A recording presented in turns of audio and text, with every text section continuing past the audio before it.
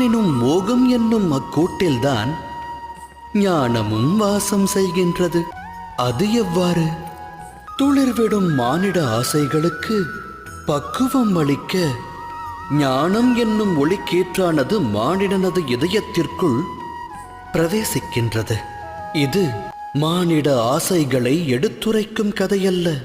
இச்சை கொண்ட மனதால் ஒருவர் வாழ்வில் உயர்வு தாழ்வு அடைந்த கதையும் அல்ல.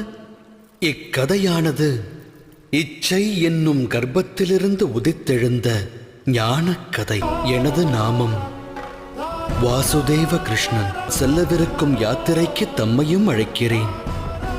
இந்த யாத்திரையில் வாழ்வின் மர்மத்தையும் மனித தர்மத்தையும் அறிவீர்கள். சேற்றுநிலை உதித்தாலும் செந்தாமரையாகும் கர்மம் அறிவீர்கள்.